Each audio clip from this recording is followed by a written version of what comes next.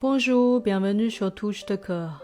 Aujourd'hui, je veux partager avec toi une approche qui ne m'a pas été évidente pendant une grande partie de ma vie. Je m'en sors beaucoup mieux maintenant, mais il y a encore des moments où je dois me rappeler que lâcher prise fait partie du fait d'être humain. Comme je l'ai dit dans ma dernière vidéo sur le lotus, je crois qu'on peut tous apprendre dans la nature. Si tu ne l'as pas encore vue, je te conseille de la regarder. Elle se base sur mes expériences et j'y parle d'une manière de rester fidèle à soi-même et de trouver la paix intérieure, même dans des circonstances difficiles, un peu comme le lotus qui pousse dans la boue. En parlant de nature, il y a quelque chose que je remarque chaque année et qui correspond parfaitement à ce sujet. C'est l'automne. Partout où je regarde, je vois des feuilles tomber des arbres. Il ne résiste pas et ne s'accroche pas à ses feuilles, parce que c'est simplement le cycle de la vie. Et nous, en tant qu'êtres humains, faisons partie de ce même cycle. Lâcher prise fait partie de la vie, on lâche certaines versions de nous-mêmes, nos vieilles habitudes et parfois même des personnes qu'on aime, ce qui peut être très douloureux. On lâche nos attentes, celles qu'on s'impose et celles que les autres placent sur nous. Parfois, il faut même lâcher l'idée que notre corps ou notre santé resteront toujours les mêmes. On lâche le contrôle parce que la vie ne se déroule pas toujours comme on l'avait prévu. On lâche l'idée que notre vie devrait suivre un chemin précis, que les gens devraient agir selon nos attentes, ou que l'amour, le succès et le bonheur devraient arriver au moment où on le veut. On lâche le passé, les rancunes et le besoin de prouver notre valeur aux autres. Je sais ce que ça fait parce que je l'ai vécu. Affronter la leucémie m'a appris à quel point la vie peut être fragile et qu'il m'était impossible de tout contrôler. J'ai dû lâcher la vie que j'avais imaginée et accepter l'incertitude qui se présentait à moi chaque jour. L'amour m'a appris des leçons similaires et des amitiés que je croyais éternelles se sont doucement effacées. J'ai aussi dû lâcher le besoin d'approbation de mes parents ou des autres. Je comprends que ce n'est pas évident de lâcher ce qui a pu nous être cher. On garde tous des choses auxquelles on tient, des personnes, des souvenirs, de l'amour, de l'approbation ou même de la douleur. Parce qu'une part de nous a peur de ce qui se passera si on les laisse partir. Ça peut donner l'impression de perdre le contrôle. J'avais souvent peur que si j'arrêtais de m'accrocher, je perdrais tout.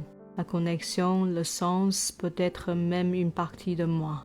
Apprendre à lâcher prise peut être douloureux, mais c'est quelque chose qu'on doit tous traverser à un moment ou un autre pour avancer. Quand je lutte avec cette réalité, je regarde comment la nature le fait si naturellement. Elle ne résiste pas au changement comme nous. Les feuilles tombent pour laisser place à la prochaine saison. Tout ce qui grandit finit par lâcher. Peut-être que c'est pareil pour nous.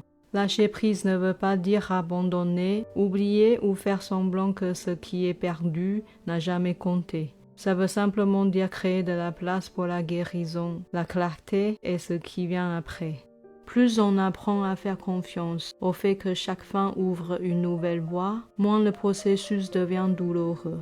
On peut comprendre pourquoi c'est si difficile de lâcher prise quand on regarde comment notre cerveau fonctionne. Dès la naissance, on s'attache à nos proches et à notre environnement parce que notre survie en dépend. L'attachement est essentiel pour se développer et créer des liens, mais quand on s'attache trop à des personnes, à des idées, à des attentes ou à des résultats, quand on s'attache à ce qu'on ne peut pas contrôler, qu'on résiste au changement ou qu'on essaie de retenir le passé, ça finit par créer de la souffrance. Quand j'ai découvert le concept de lâcher prise, honnêtement, mon côté rationnel savait que c'était nécessaire, mais mon côté sentimental avait encore beaucoup de mal à l'accepter. C'était un vrai combat intérieur. Il m'a fallu du temps pour comprendre ce qui était vraiment bon pour moi. C'est directement lié à nos styles d'attachement.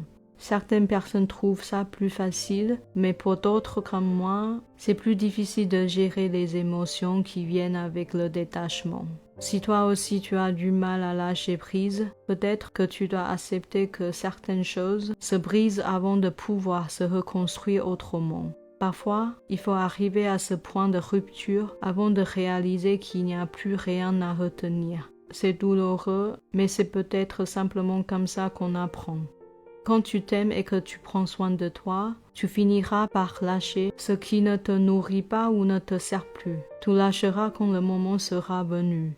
C'est inutile de forcer parce que tout ça fait partie du processus. En attendant, sois compatissant, patient et doux avec toi-même. Chaque fois que tu choisis de relâcher ce qui te fait mal, tu te choisis. Et c'est là que la guérison commence. Ce n'est pas instantané, mais à travers chaque petit geste, tu apprends à te faire confiance et à accepter que tu mérites d'être aimé et d'être en paix avec toi-même. Ce que j'ai appris jusqu'ici sur le lâcher-prise, c'est que c'est une pratique qu'on doit entretenir tout au long de la vie. Il faut accepter ce qu'on ne peut pas changer ou contrôler et apprendre à vivre avec. Fais-toi confiance. Ce qui est fait pour rester restera. Et ce qui doit partir fera de la place pour du nouveau. Il y a un timing pour tout dans la vie. Alors continue de vivre, continue à t'aimer et continue de faire confiance. Et quand on arrête de s'accrocher trop fort, on laisse enfin de la place à du renouveau.